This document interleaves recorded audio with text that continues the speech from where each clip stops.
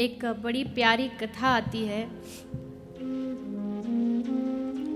बरसाने में एक नया नया किसी का विवाह हुआ, नई नई शादी हुई, नई बहू आई। तो ये जो विवाह हुआ बरसाने में, तो ब्रज जिसके घर बहू आई थी, यानी जो सास थी उसकी, वो राधा रानी को अपने बेटे के ब्याह में निमंत्रण देना भूल गए। निमंत्रण नहीं दे पाई किसी कारणवश। तो ब्याह हो गया, तब याद आया, अरे बड़ी भूल हो गई। बताओ, हमने श्री जी को निमंत्रण नहीं दिया। हम बरसाने में ब्याह है और वो आती, थोड़ा आशीर्वाद प्राप्त होता, और हमने उनको ही नहीं बुलाया। बट अब गलती हो गई, अब क्षमा मांगने जाना चाहिए। तो सास दौड़ी दौड़ी आई राधा रानी के पास, हे किशोरी जी मुझे क्षमा करना, मैं भूल गई, दिमाग से निकल गया। तो श्री जी बोली कोई बात नहीं, अब तो आ गई, अब ठीक है। सास बोली वाह कितनी उदार हैं आप, पर मेरी इच्छा है कि एक बार मेरी बहू का आप मुख देख लें और उसको आशीर्वाद दे दें। राधा रानी बोली ठीक है, उसको यहीं महल में ले आओ। तो सास जा रही है महल में अपनी बहू को ले जाने के लिए। लेकिन अब हमारे ठाकुर जी तो बड़े शरारती हैं, नटखट हैं। सास पहुँचे वाते पहले वाके घर पहुँच गए, और जो नई बहू आई वाते कही तू सो जा, तेरी सास ने कही है कि अभी वो वाकू देर लगेगी आने में, तू सो जा। वाकू सुला दियो और खुद बहू को श्रृंगार करके घूंघट करके बैठ गए।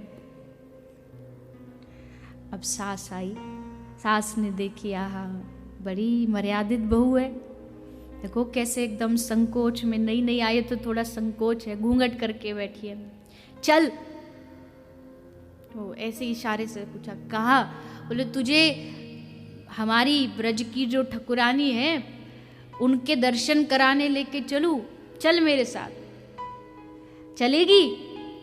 अब भीतर तो रसगुल्ले फूट रहे हैं कि आज हमको श्री जी के दर्शन होंगे। तो घूंघट करके बहू लेके पहुंच गई किशोरी जी के पास। बहू ने जाके हाथ जोड़ करके प्रणाम किया। तो राधा रानी ने आशीर्वाद दियो कि अपने प्रियतम की हमेशा प्रिय रहो। आहा, ठाकुर गदगद हो गए, वाह इतनो बढ़िया आशीर्वाद मिल गयो। फिर या के बाद ठाकुर जी ने, अब आशीर्वाद कैसे लोगे? चरण स्पर्श करके तो लोगे। अब ठाकुर जी को ये अवसर मिला कि हम एक बार श्री जी के चरण स्पर्श कर लें।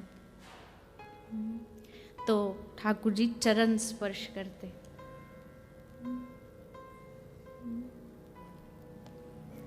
श्री जी के चरण कमल को ध्याकर,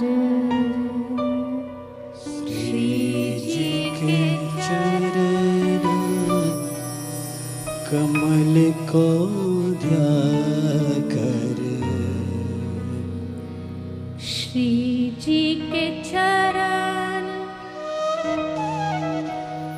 कमल को ध्याकर, श्री जी के चरण कमल को ध्याकर, नैनन नीर बहाइए, नैनन नीर बहाइए,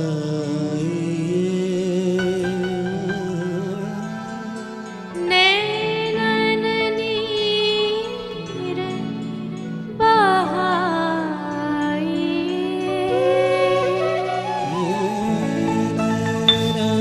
ऐसा नहीं है कि भक्त ही उनके चरणों के लिए रोते। एक बड़ा प्यारा चित्र है, और ऐसे कई सारे चित्र हैं। श्री ठाकुर जी श्री जी के चरणों को अपने हाथ में रखे और उनको अपने मुख से लगा के आंखों से झरझर अश्रु बह रहे हैं और राधा रानी के चरणों का अभिषेक ठाकुर अपने नेत्रों के अश्रुओं से कर रहे हैं। कौन गाएगा इनकी महिमा? किसी में है सामर्थ्य? ब्रह्मा विष्णु महेश में सामर्थ्य नहीं है कि वो इन श्री जी के चरणों का गुणगान कर सके। उन्हीं के चरण कमल को ध्याकर नैनन नीर बहाइए। ऐसे चरणारविंद श्री ठाकुर जी को स्पर्श करने को प्राप्त हुए, अश्रुधार बह चली। फिर श्री जी ने देखा बहू प्रणाम कर रही है, तो श्री जी बोली अब आप घूंघट उठाओ, मोड़ो दिखाओ।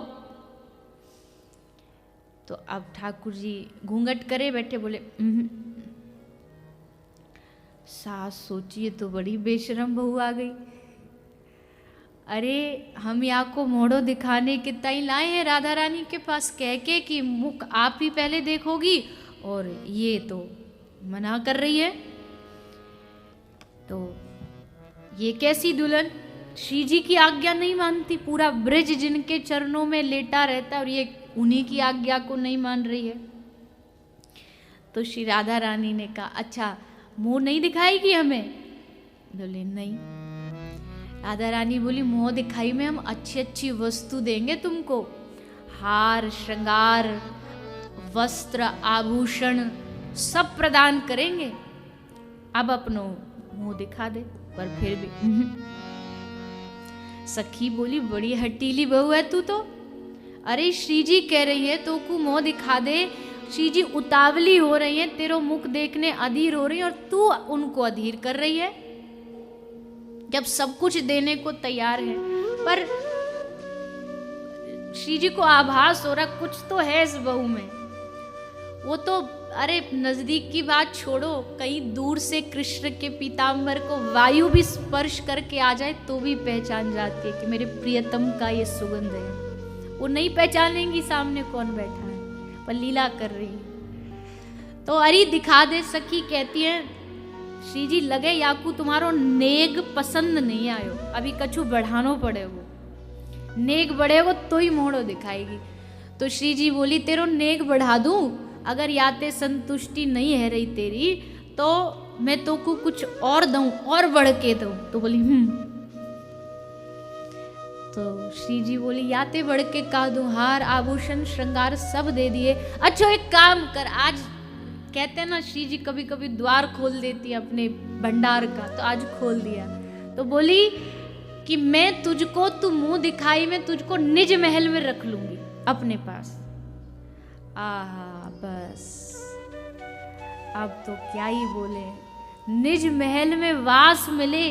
जा महल को दूर दूर से ठाड़े ठाड़े ठाकुर देखते रहे कब श्री जी निकलेंगी, कब एक झलक होगी। वह निज महल में हमको वास मिलेगो, याते बड़े आनंद की सीमा और का होगी।